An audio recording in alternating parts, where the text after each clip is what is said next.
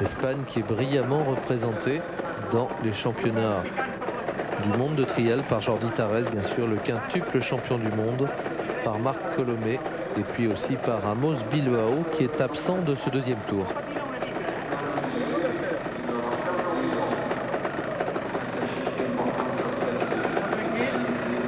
Je rappelle donc qu'au palmarès de cette épreuve, c'est Jordi Tarrés qui l'avait emporté en 92 et 93, succédant à Diego Bossis qui l'avait lui emporté en 90 et 91.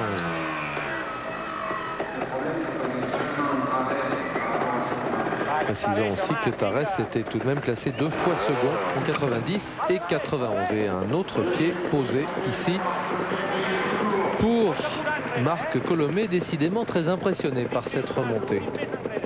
On écoute toujours la discussion.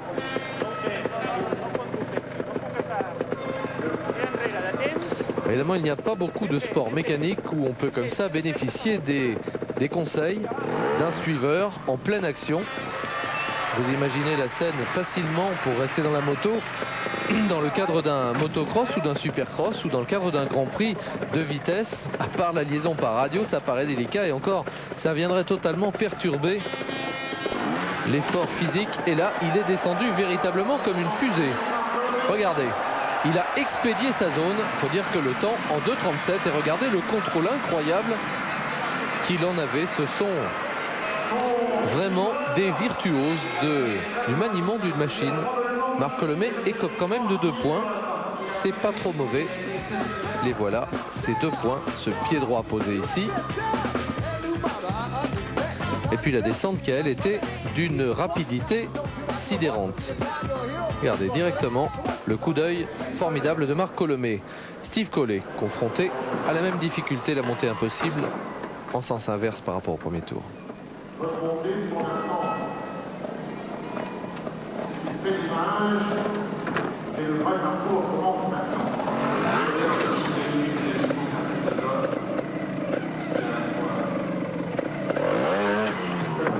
Vous avez noté au passage, si vous n'êtes pas habitué au trial et à sa pratique, le régime extrêmement faible auquel tournent les moteurs de ces machines de trial sur lesquelles on travaille énormément le couple et la motricité avant tout, évidemment beaucoup plus que la puissance absolue.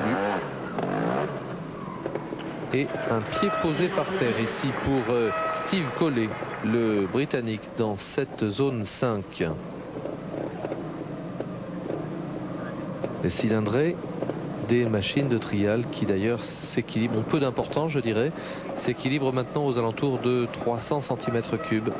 Je dis bien aux alentours parce que quand on augmente la cylindrée, on augmente en général le poids et la consommation, on augmente évidemment aussi le couple et la puissance potentielle, mais au détriment de l'agilité, et le poids, c'est l'ennemi en trial. Il est presque en haut, Steve Collet.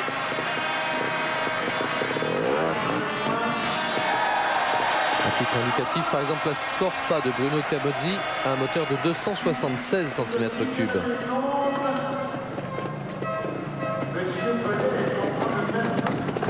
Attention à Steve Collet, regardez cette chute.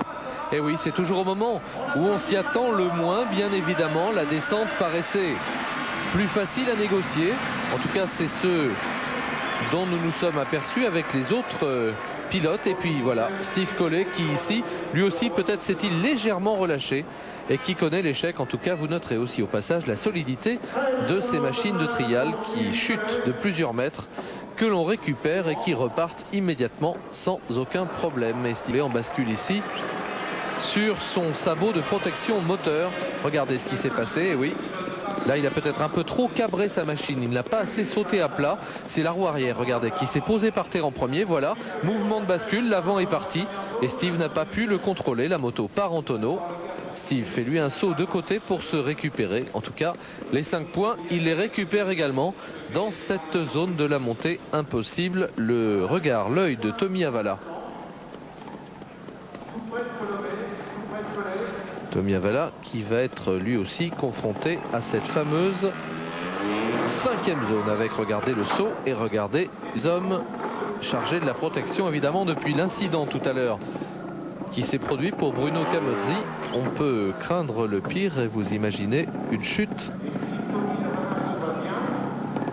d'un pilote depuis cette plateforme. C'est ce qui a bien pu arriver à Bruno si le poteau ne l'avait pas retenu.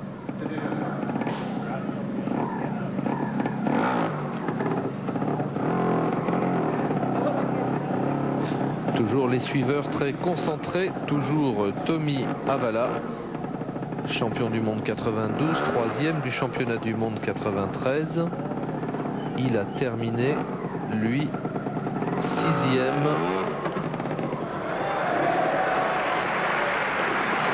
Sixième seulement, j'allais dire, du Trial Master de Paris-Bercy en 93, la dernière édition.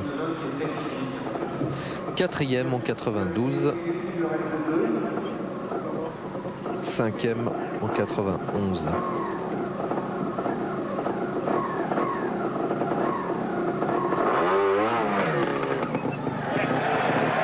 Là, on ne peut pas être plus près pour l'homme qui conseille toujours Tommy Avala, le Finlandais, aux commandes de sa Fantic.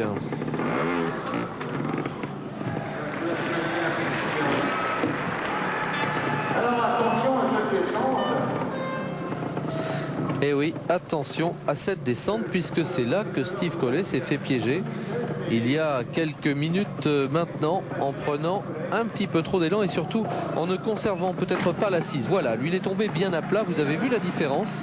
C'est là qu'a résidé l'échec de Steve Collet tout à l'heure. C'était la raison de cet échec et cette Fantic 249 qui s'apprête maintenant aux mains de Avala à franchir les dernières difficultés. Est-ce qu'Avala va réaliser lui le sans faute? On voit le point fermé du commissaire. Superbe de précision. La machine n'a pas bougé d'un millimètre. Il avait réussi à adopter, et oui, il regarde son temps. C'est un peu long, mais c'est pas grave. C'est à 0 points. 2 minutes 21 pour Tommy Avala. Et 0 points dans cette zone numéro 5. Superbe performance du pilote finlandais qui tente un beau retour sur les hommes de tête ici.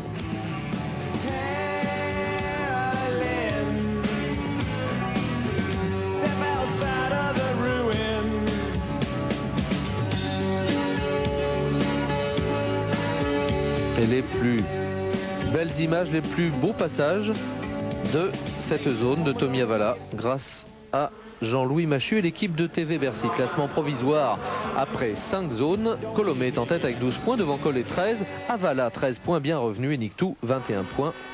Autrement dit, tout va se jouer ici dans cette zone de vitesse parallèle. Avec, vous le voyez, le numéro 7 justement, c'est Jean-Luc Nictou et le numéro 2, c'est Marc Colomé.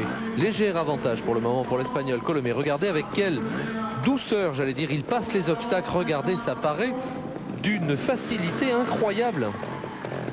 Et pourtant, il est très rapide en plus.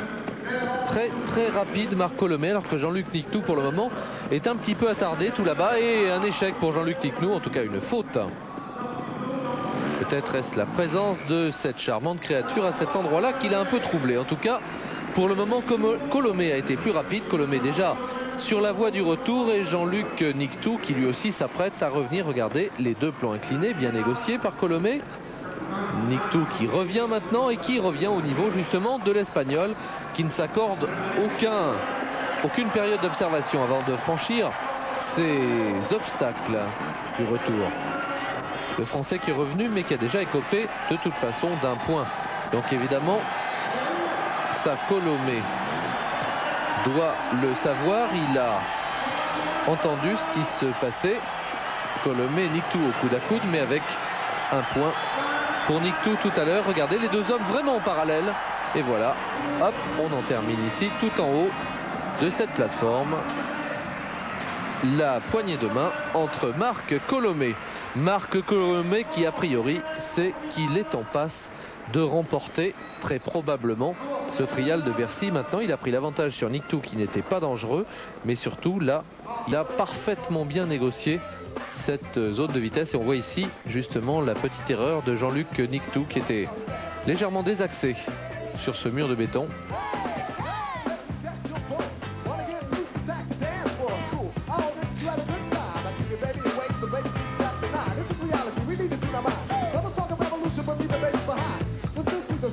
l'attitude très importante des hommes sur les machines.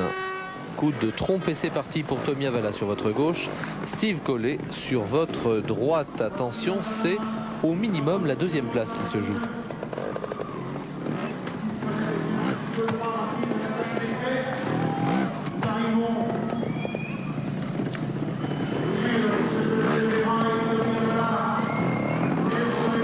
Avala, Collet avec son numéro 5 à droite maintenant, avec des positions qui ne paraissaient pas très orthodoxes et qu'il a merveilleusement pu rétablir. Et en plus, il est rapide.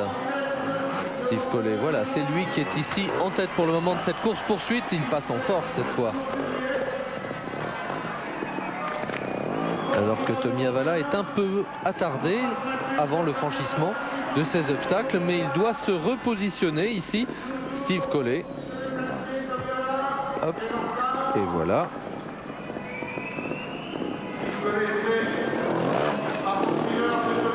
Là, cette fois, la distance entre les murs a été établie et voilà l'arrivée en haut de la plateforme de Steve Collet. Steve Collet qui arrache la deuxième place de ce 5e trial indoor de Paris-Bercy. Et c'est au tour maintenant de Tommy Avala d'en terminer bientôt. Fatigué, Tommy Avala, champion du monde 1992. Et en tout cas, le très beau potentiel de Steve Collet a été confirmé. Collet qui, grâce à cette deuxième place, va remonter au classement général provisoire du prix FIM de trial indoor. Voilà qui arrive à son tour maintenant au sommet et qui est accueilli, vous l'avez vu, par Steve Collet. Marc Colomé 12 points, Steve Collet 13 points, Tommy Avala 15 points, Jean-Luc Nictou 23 points, Tarès bien sûr 5e, Camozzi, Bilbao et Christophe Camozzi qui n'était pas qualifié pour le deuxième tour. Voilà cette épreuve de trial et la joie du vainqueur Marc Colomé. Merci beaucoup de votre attention. À bientôt sur Eurosport pour du sport mécanique bien sûr.